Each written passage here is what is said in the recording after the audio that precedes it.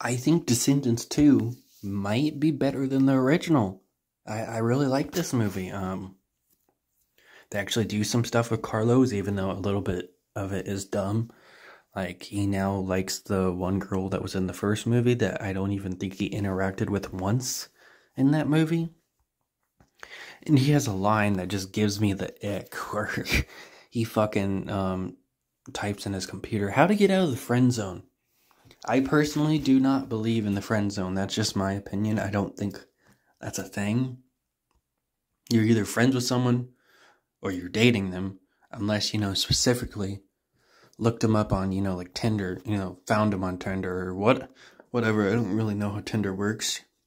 You find someone on Tinder, you start talking, the person's like, I like you, but I want to start as friends first. That is a friend zone. But if you become friends with a girl and your whole thought process is that, oh, we're not dating, I'm in the friend zone, that's fucking stupid. I don't like it. Some girls use that term too, but it's mostly a guy thing, and I've never liked that term. But, enough about me ranting about that. They bring in some new characters, like Captain Hook's son. He over fucking acts. He is hot, though, but, he just overacts. I didn't really care for his character. He was just, like, way too over the top.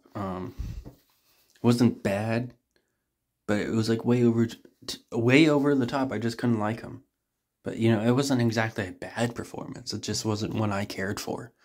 Gaston's son is in here. He adds, like, nothing, so I don't know why he's here.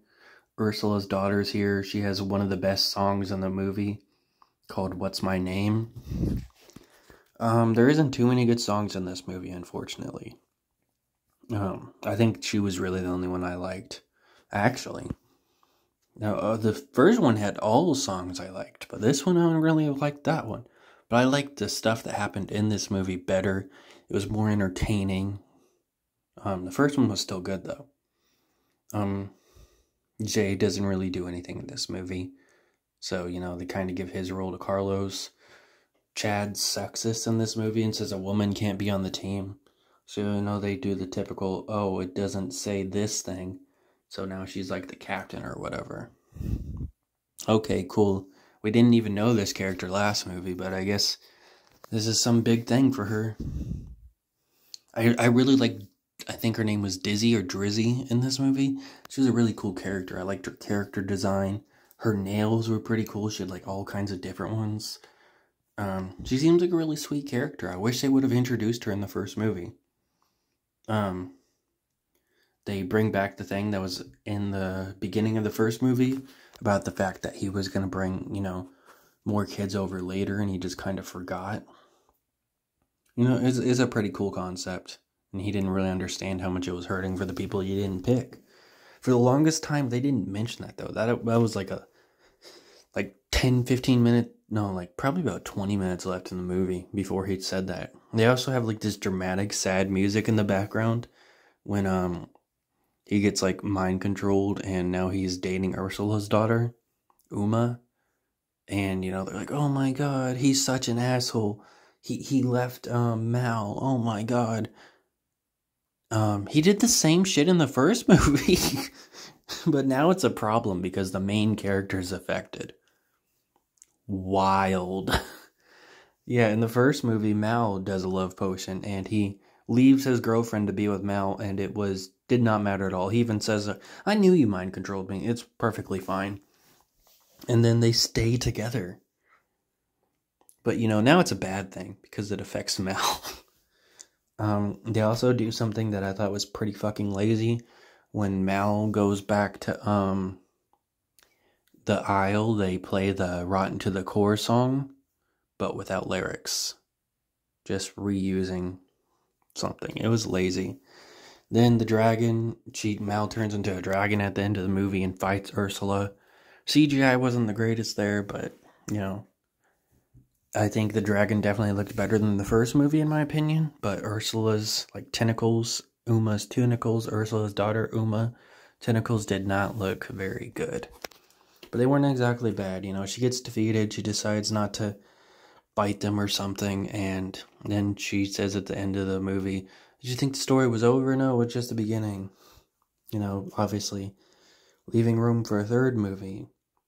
And if Cameron Boyce didn't pass away, I think they probably would have done more movies. At least one more, a fourth movie. But, you know, sadly, Cameron Boyce passed away. And not because of the movies. Just sad in general he passed away. But I know that can probably be misinterpreted. The dog talks for some reason. Like, Mal is trying to give Cameron Boyce, Carlos, a pill that'll help him tell the truth. So he can tell the girl he likes her. She warns him he'll be telling the truth the whole time. And she only warns him because, you know, she really wants to go to the aisle and be a bad guy again. So she was like, hey, I would have got banished if I took that pill, so I'm worried about you. But, you know, the dog ends up taking it. So now he, like, speaks for some reason. I get it was a truth-telling pill, but I don't get how it would make something that doesn't speak.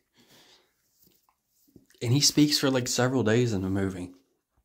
Goes from night to daytime. So would Carlos have been telling the truth for several days? That's crazy.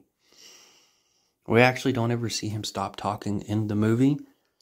So he might still be talking in the next movie. There's no, like, scene where he tries to talk to the dog and then he just barks at him. So he might still be talking in the next movie. They also kind of reused the plot from the first movie, kinda. Or the fact that in the first movie they really needed the fairy's wand. So they could, like, you know, take over the thing or whatever, you know, bring the island back to the place. And they basically do the exact same thing there. They use this photocopy printer to make a fake one, bring it to the island, doesn't fool them. They have a big fight, and, you know, she wants to bring the isle to the island with the fairy godmother wand. Same plot as the fucking first movie, but with a different character. So, kind of lazy. And yeah, that's it for Descendants 2.